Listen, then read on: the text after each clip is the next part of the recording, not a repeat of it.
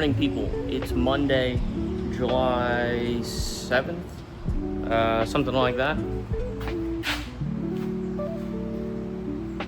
Monday, July 7th. I had to take a little 2-week hiatus. A lot of stuff has changed. We are currently full-time at the business now. It was a mad dash to get Frank's RX-7 out of here so that I could get Mike's 2JZ Supra in here. Now, this isn't a really crazy in-depth job as much as Frank's RX-7 was. However, I do have to do intercooler piping, and we got to do some weird adaptations here. We're doing fairly large piping for what this turbo requires, and so we're doing 3-inch intercooler piping. But this is a 3.5-inch throttle body. That's a 2.5-inch outlet. We're doing a 4-inch exhaust. This is a 3-inch outlet. So, as you can see, we got some adapting to do here.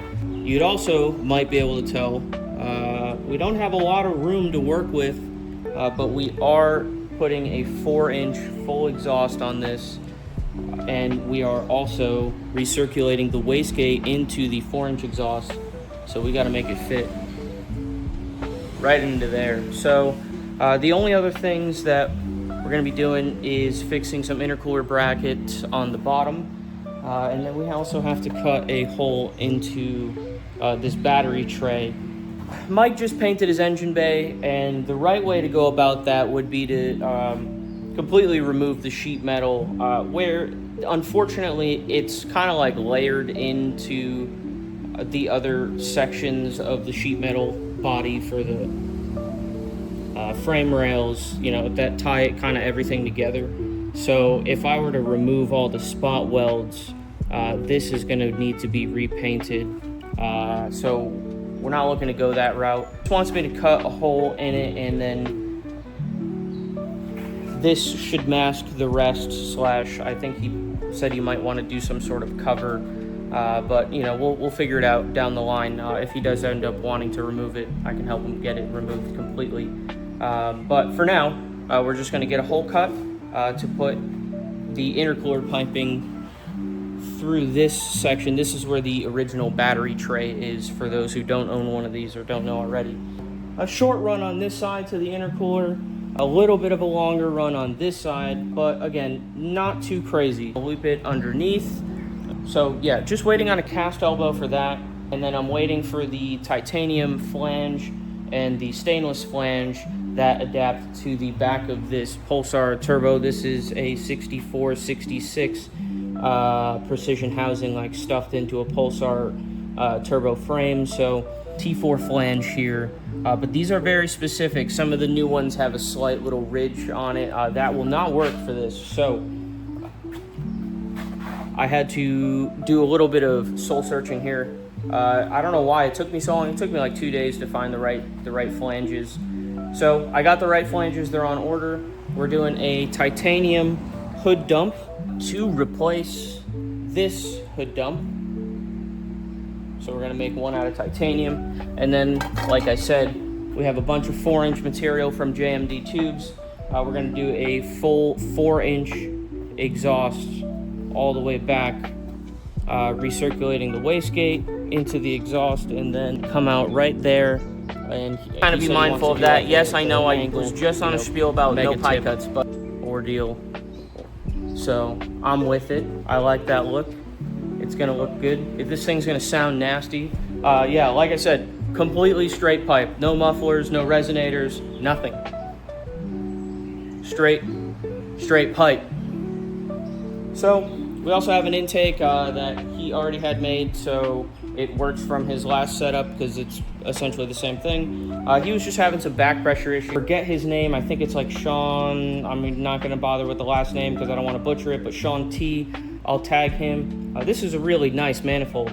I think he's in Pennsylvania, so another smaller guy garage sort of ordeal. But yeah, really nice manifold. Nice looking welds and stuff, so I don't get to say that often, but yeah, it does look nice. And it does appear to fit pretty good compared to all the Chinesium shit. So yeah, overall, I think this is pretty good. It'll be a relatively quick project, but I am going to take you guys along for it. So I'm trying to cut back on all the time lapses. I feel like the time lapses kind of get a little redundant, but I'm not really sure how else to go about them. What I do takes a long time, so if I were to not record them in time-lapse format, all these videos would be like 12, 14 hours long or some crazy crap. So, you know, this stuff is pretty time-consuming. I can't really do anything crazy today, but what I was working on was getting... What I'm gonna have to do, because this is such a tight radius here, this is pretty much angled down.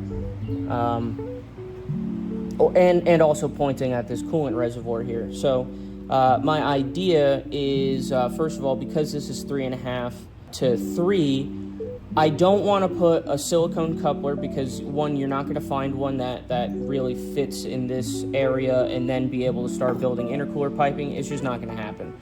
So what I'm going to have to do is take this throttle body flange back a little bit, and I'm going to weld this 3.5 to 3 inch adapter. I just pressed it in the press over there, so I'm going to cut this bottom flange off so you won't see that. And what I'll do is, because it'll be cut back, it'll start back here, and then I'll be able to weld a 90 or a 45, I'm thinking, to this, so this part won't be here. I'm going to cut this off, I'll show you, so that this is going to be one straight transition piece that I'll just be able to pop right on there, weld it, and then I can start from the bottom of here coming down into this section here. So hopefully that makes sense to you, but I want to give you guys a look into how the hell I think about all this. It is hot in here, man. That last week before the 4th of July was really brutal in here, so I didn't do much recording in terms of getting Frank's Arc 7 done. I was really pinched on time. I just needed to get it done. So I didn't do any final recording for that, but I did get a second catch can, so I'm going to do a separate video on welding that. I figured, why don't I show you guys what it looks like to get, when I get your material, how I buy your material, and why I do the things I do now, as compared to when I first started doing this stuff just about 3 years ago. So you'll see in this, it's pretty much all 180-degree U-bends.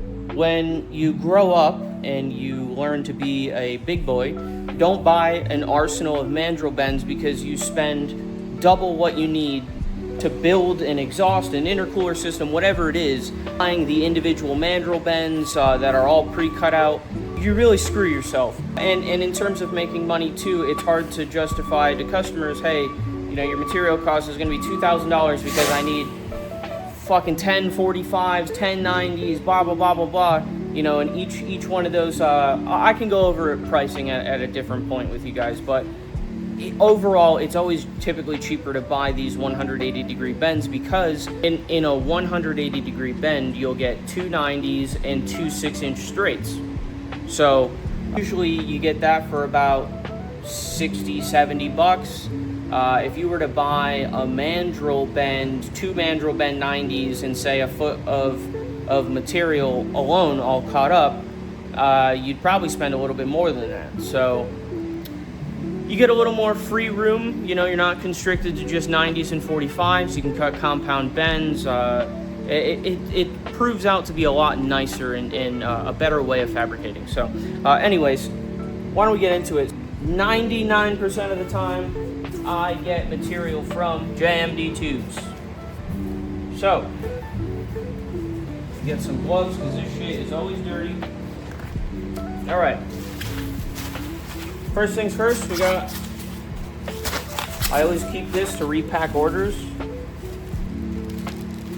3-inch aluminum 180, which is what I came into this box for before I started recording this video. I figured this would be a nice snippet to add. So this is what it looks like out of the package. A lot of guys will just cut this up and, you know, weld it as is. but I do like to take some extra time and add my own finish to it. I don't know if I have anything like next to me on hand right off, but I like to just clean it up, get all these Mars off from the mandrel, and it gives it a nice uniform finish. There's also like a slight oil on this. I can only assume that when they bend this, the dies have to be slightly lubricated so that it doesn't totally kink up the bend. So, you know, as you can see, nice smooth transition, no kinks, just a little bit here and a little bit here, but you know, that's to be expected. I think just by taking a quick glance, it might be a little off, but their stuff is usually pretty spot on. So anyways, you can nitpick this, there's really no need. So you know, I've done wonders with the Amazon crap, and this is high quality material. So yeah, so here's one aluminum piece. We'll set this off to the side here, and here's some other aluminum pieces that we have. I try not to over order anything. I try to order just enough, or you know, maybe one extra bend or whatever the case is. So I try not to go nuts and you know, go willy-nilly with your money. So I try to order exactly what I need. Sometimes you'll need one of these to complete some sort of a crazy compound bend like we're gonna have to do there. You could also buy the tight radius, the donuts, the welded or weldable. You can do it yourself, or you can buy them pre-welded. They're the 360 degree donuts. You chop them up, and you can get a tighter radius. Please do not use pie cuts. If you guys are learning how to do this stuff, I know as like a first-time fabricator, you really want to do it, but like, there's no point to it. It's ugly. It looks like HVAC piping. I'll post a picture up. You can really achieve a lot through mandrel bends. You don't need fancy tooling or equipment. As you guys, some of you guys know, like I just got that bandsaw and I still rarely use it. I use that adjustable porta band right over there, and you know, a lot of you guys are gonna hate to hear it, but a lot of guys eyeball this shit. You know, there's all sorts of fancy measuring devices and tools that you can get, but a lot of guys just eyeball stuff. It's a lot of cutting and trimming, and you know, it's not a one-size-fits-all kind of a job. So yeah, just a little bit, if you guys are trying to get into it, save yourself the headache. Don't use pie cuts, especially on intercooler piping. I know you think it looks cool, but it's not. It doesn't look functional, and that might be a hot take, I'm sorry. But we have 3 of these. I don't believe I requested any other aluminum pieces, so the rest of this should be huge stings. I've worked with 4-inch before. I think I did it on Renee's Silverado. That shit was huge, and actually Renee's Silverado, if I remember correctly, it was like 80 thou, like very thick wall, no, 120 thou, I think, thick wall tubing. So that shit's big, but anyways, here we go. They finally labeled this stuff. I get some stuff from these guys. No hate to JMD.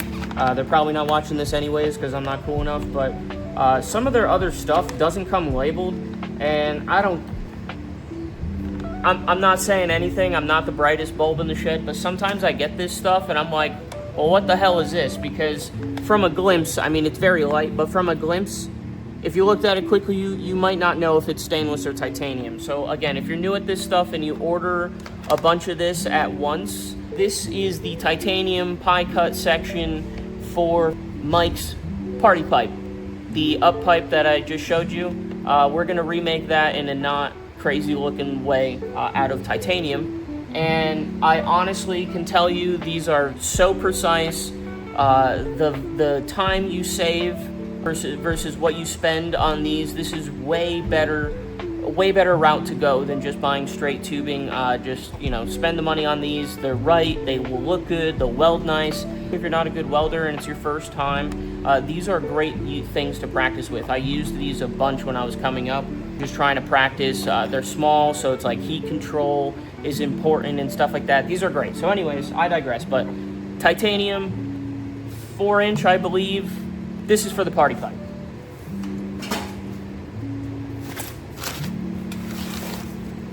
Big dog, big big fucking dog, man. This is crazy.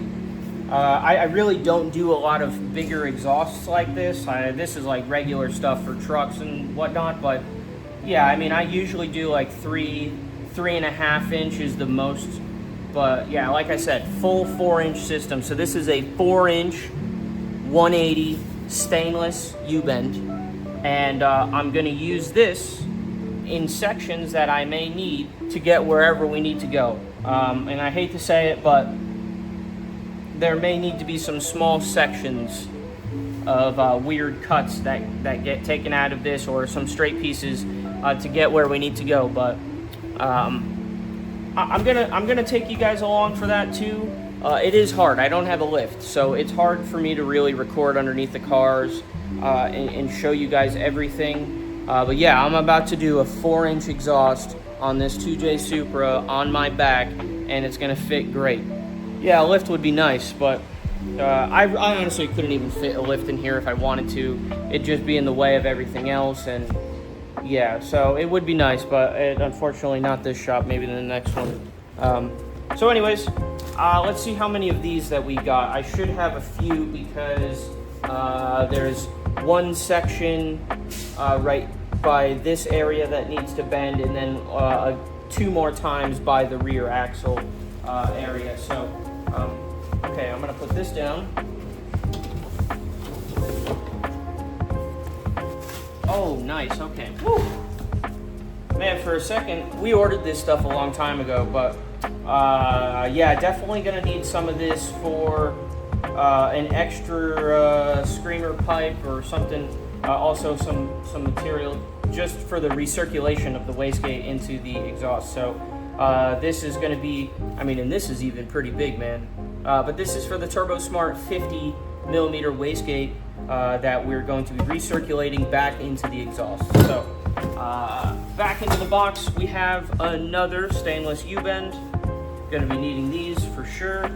I actually think that, oh man, good thing. This is super important to any exhaust system.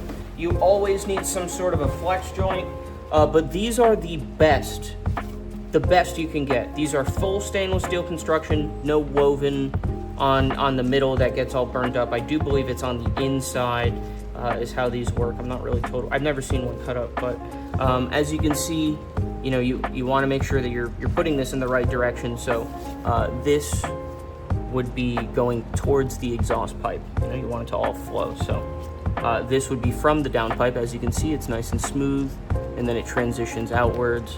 So anyway, this is gonna go somewhere probably after or included into the downpipe. Depends where I see the most kind of flexion, but yeah, probably somewhere on the straight of the downpipe, you know, like somewhere over here. So anyways, yep, we got this, and we have 4 of these, 4. So if anything, we may have some extra U-bends, but I don't believe so. I do believe I'm gonna have to use most of the, I might have, I don't know, we'll see. But all good stuff, all good stuff. It is kind of hard to plan this stuff out without having the car. We did order all this stuff without having the car here, so I feel pretty good about everything we have. I have another small box here with some straight aluminum and the straight titanium piece because I'll be using obviously the straight, a little bit of straight, and then the pie cuts for the titanium hood exit. And yeah, so I think for today what I'm going to work on is now cleaning this shit up.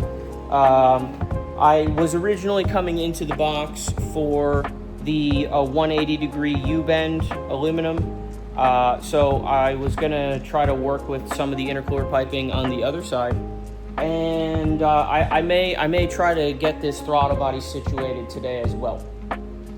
You know, so if I could get the left side of the intercooler piping started and the throttle body off, and, like, you know, get that piece figured out, I'd like to do that. I'd also like to fuck with my positioner today.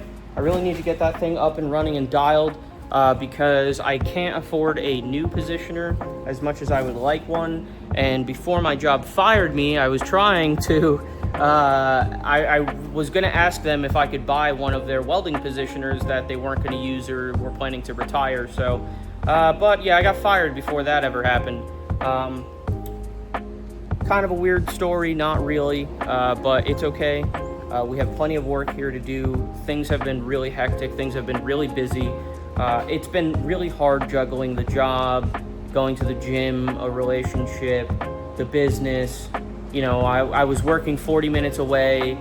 You know, that's 45 hours a week plus travel. It's a 55 hours a week that I got back that now I could, you know, spend a little more time prospecting. I could, you know, not do so many late hours, late nights here, killing myself. So, you know, I think this will be a good thing, but I think temporarily it's going to hurt a little bit. So, I'll keep you guys updated with everything here, and I appreciate all the love and support. Thank you guys for 550 subscribers. I was super stoked to see that the other day. We're so close to 1,000 subscribers. If you like this content and you like this video, please share this with somebody who might like it as well, or somebody who's trying to learn to weld or anything like that. So thanks again for the support. It's a great July. Next week is my birthday. What's not to be happy about that?